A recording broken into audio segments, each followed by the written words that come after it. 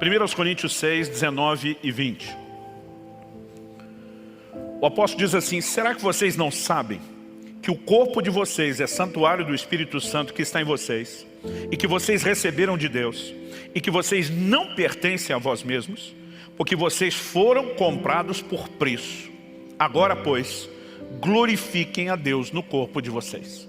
Isso aqui é o que nós chamamos do entendimento de redenção e, consequentemente, de mordomia cristã. Redenção, Deus nos comprou, Ele nos adquiriu. O verso 20 está dizendo: vocês foram comprados por preço.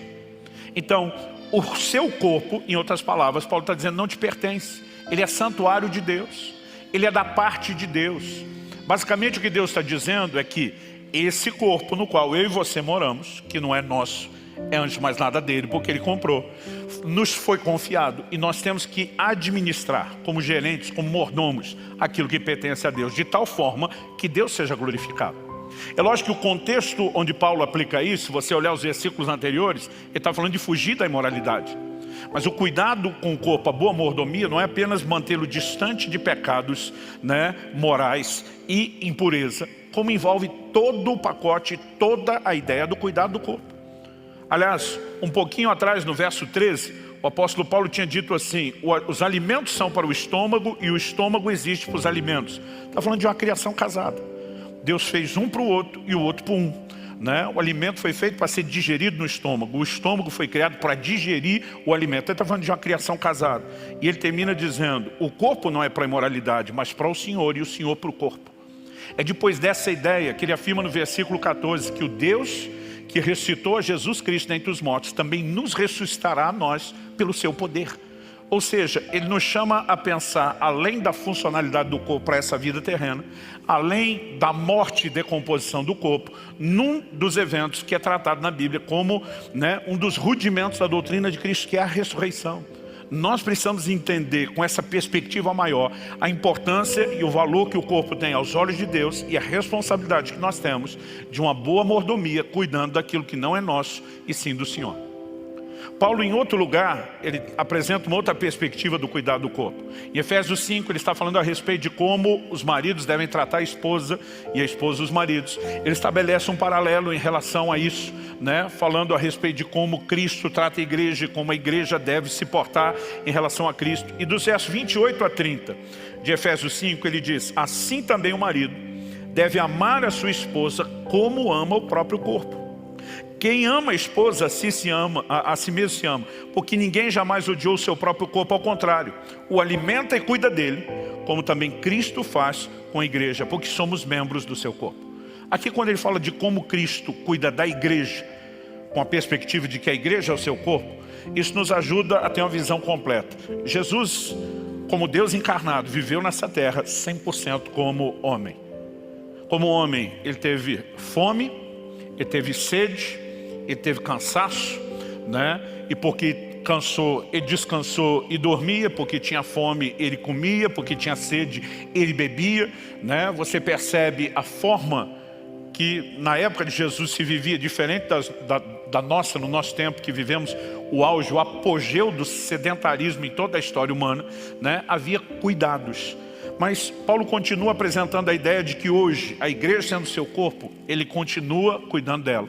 E diz: assim como o homem cuida do seu corpo, alimentando, exercendo cuidado, também deveria o fazer em relação à esposa. A visão de cuidado, me parecia ser algo tão óbvio, tão lógico, que eles não se davam a explicar isso, mas usavam isso como algo tão óbvio para explicar outras coisas. Quais são as áreas de cuidado que a gente precisa ter? Acredito que, em primeiro lugar, eu acho que a primeira coisa que merece ser destacada aqui é a questão da alimentação. Ele diz primeiro, que a pessoa que ama o seu corpo o alimenta e cuida dele. Então, antes das outras dimensões de cuidado, vamos falar em primeiro lugar da alimentação. Porque uma pergunta que eu comecei a me fazer desde que Deus começou a me fazer perceber essas verdades sobre saúde que eu nunca, durante muito tempo, nunca tinha percebido e enxergado na Bíblia, é como a comida tem afetado a humanidade. Mais gente tem morrido pelo excesso da comida do que pela falta dela. Isso não é apenas uma questão estatística, é que os abusos, os excessos em relação à alimentação têm trazido mais mal à saúde, né? E tem prejudicado mais pessoas do que a própria fome. Mas qual foi o problema básico, principal, inicial, primordial da humanidade? O pecado. Em que contexto o homem cedeu à tentação? Comida. Quando Satanás tentou Jesus no deserto, qual foi a primeira investida? Comida. Transforme essas pedras em pães se você é o Filho de Deus. Graças a Deus nosso Senhor venceu, nos mostra que é possível vencer também. Esaú vende o seu direito de primogenitura por um prato de comida. Números 11 nos mostra que os judeus, hebreus, depois de terem saído do Egito, sentiram saudade do lugar da escravidão, porque estavam com saudade da comida. Quando você começa a levar em conta os exemplos bíblicos, nós não podemos olhar e dizer, não existe nenhum tipo de perigo por trás desse cenário. A verdade é que a igreja, principalmente eu diria a igreja moderna, ela acabou criando uma espécie de autodefesa e proteção em relação ao assunto. Já houve épocas, né, em que o rigor ligado à alimentação era muito maior. As discussões da igreja no primeiro século, você percebe pelas epístolas. Tinha gente disputando o que podia, o que não podia comer. Havia uma mentalidade de asceticismo, né, de privação, de muito rigor. Se falava muito a respeito de domínio próprio, de temperança, de controle. Com o passar do tempo, nomenclaturas não bíblicas começaram a entrar na cultura cristã. Se não me engano, foi no século VI que o Papa Gregório Magno instituiu a questão dos 7 pecados capitais, entre eles a gula. Apesar de não ser uma terminologia bíblica, né, eles tratavam isso com um peso diferenciado. De alguma forma, na cultura moderna, nós fomos aliviando a barra, não só com aquela ideia de que não tem nenhum tipo de problema, como na verdade passamos a nos desculpar. Minha mãe uma vez voltou de uma consulta médica e ela falou, olha, fiquei com uma vergonha. Eu falei, do quê? Ela falou, de mim e de todos os crentes juntos. Falei, por quê? Ela falou, o médico olhou para mim e falou, olha, vocês evangélicos não fuma, não bebe, mas come que é um negócio. Ela diz, eu não podia nem defender ninguém. Né? Porque de alguma forma a gente acaba criando uma forma de pensar equivocada. Gente, é impressionante como às vezes a gente pode usar a escritura para tentar fazer com que ela diga o que ela não disse, para justificar um estilo de vida. Por exemplo, Jesus disse, quando enviou os discípulos a pregar, comei de tudo o que puser diante de vocês. Gente, por anos eu acreditei que Jesus mandou comer tudo e não de tudo. Há uma diferença enorme. Comer de tudo é provar de todas as coisas, é não ser seletivo. Comer tudo é liquidar a fatura, é não parar enquanto tiver algo na mesa.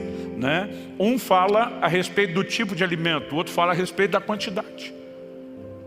Mas de alguma forma dizia, gente, Jesus que mandou, coma de tudo. E eu pulava o D e ficava só com o tudo. Né? Como criei durante muito tempo uma outra desculpa sobre a questão do exercício físico, daqui a pouco eu chego lá. O que nós precisamos entender? Que existe uma cultura errada a respeito da comida. Nosso querido, saudoso pastor Francisco pegou no meu pé muito tempo, pelo menos ele teve a alegria de por muitos anos já me ver numa versão bem melhor. Um dia eu falei para ele, falei, Francisco, me ajuda aí a ter uma filosofia prática. Ele falou, para mim a coisa mais prática é a seguinte, eu lembro que ele falou bem desse jeito, ele falou, eu não vivo para comer, eu como para viver. Eu falei, é profundo isso, porque eu fiz um balanço rápido depois que ele falou e eu falei, eu não como para viver, eu vivo para comer. Né? Pensa num cara que agradecia a Deus, gente. Deus lá no Éden podia ter dito para o homem, diz, olha, eu fiz uma fruta só, em uma árvore só, ela tem todos os nutrientes, todas as vitaminas, tudo que você precisa, e a gente ia passar o resto da vida comendo uma coisa de um sabor, um cheiro e uma cor. Mas Deus caprichou na diversidade, eu dizia, obrigado. Mas de alguma forma nós vamos a excessos. Existe uma mentalidade na Bíblia de banquete, de festa, de alegria, de celebração, sim, como exceção, não como regra, não como estilo de vida. Olha o que diz Eclesiastes 10:17. Feliz é você, ó terra, cujo rei é filho de nobres e cujos príncipes se sentam à mesa a seu tempo para refazer as forças e não para se embriagar. Esse refazer as forças é tratar a mesa como meio de subsistência, não como um ato de prazer contínuo. Há uma diferença enorme entre uma coisa e outra. Basicamente, o texto está falando, né? Bem-aventurado é você, ó terra, cujo rei é filho de nobres, cujos príncipes não vivem para comer, mas comem para viver. Outra coisa que me ajudou muito no processo. A mentalidade de glorificar a Deus. 1 Coríntios 10:31 diz assim: quer comais, portanto, quer comais, quer bebais, quer façais qualquer outra coisa, fazei tudo para a glória de Deus. Eu tive que começar a me perguntar muito. Cada vez que sentava à mesa, Deus vai ser glorificado com o meu comportamento aqui. Deus vai ser glorificado com o resultado posterior do meu comportamento aqui. E essa mentalidade de dizer eu preciso honrar e glorificar a Deus quando como ou bebo, me ajudou a mudar muita coisa. Daqui a pouco vou falar sobre isso. De vez em quando alguém pergunta, pastor, o senhor já chegou lá? Falei, ainda não. Mas graças a Deus não estou mais aonde estava. Segunda área de cuidado, sobrepeso. Em 1 Timóteo, no capítulo 5, no versículo 16, Paulo, tratando do assunto das viúvas, ele explica, olha, se alguma viúva tem filhos ou netos, tem arrimo de família, eles é que devem cuidar dela, para que a igreja não se sobrecarregue. A igreja cuidaria apenas das viúvas, né? Cuidaria ali, sustento mesmo das viúvas que não tinham arrimo de família. Eu lembro de um dia que eu estou lendo esse versículo e a frase, para que a igreja não se sobrecarregue, pareceu saltar aos meus olhos. Na hora, o Espírito Santo falou comigo, nenhuma sobrecarga é sábia. Eu já parei, comecei a pensar, falei, Deus vai falar alguma coisa sobre a igreja, a maneira de funcionarmos, de tratarmos. E o Espírito Santo repetiu, nenhuma sobrecarga é sábia, nem a sobrecarga de peso que você carrega. E aí foi um choque. Eu me lembro de uma ocasião de uma pessoa falou, pastor, eu sei que o senhor tinha um problema congênito que piorou a ponto de precisar de uma cirurgia no joelho ano passado. Ele falou, eu sei que o senhor viveu intervenções de Deus na sua coluna, mas o senhor tem consciência de que tudo isso foi agravado pelo seu excesso de peso. Eu falei, hoje eu tenho. Na época em que eu estava gastando o cartão antes de chegar a fatura, infelizmente eu não tinha. Eu me lembro de uns anos atrás ter feito uma declaração aqui de público dizendo, gente, eu vivi uma vida sem arrependimentos. Conheci a Deus cedo, me voltei para o Senhor cedo, me doei ao Senhor desde a minha adolescência. E eu lembro que eu falei, não tenho nada do que arrepender. Nos últimos 5 anos eu mudei o discurso. Eu digo, hoje eu tenho um arrependimento. Eu queria voltar lá atrás e ter entendido essas coisas antes. Graças a Deus eu entendi a tempo de arrumar, de mudar muita coisa, mas gostaria de ter entendido e praticado antes. Mas pastor, o senhor estava falando sobre peso, depois da alimentação, as duas coisas não estão relacionadas? Sim e não. Porque tem gente que está vivendo sobrepeso, não apenas por falta de cuidado na alimentação. Quando eu resolvi cuidar disso, eu lembro que na primeira conversa o médico falou, nós temos que arrumar 3 coisas na sua vida. Uma é a sua alimentação, mas só isso não vai resolver. Ele falou, a outra é o seu sono.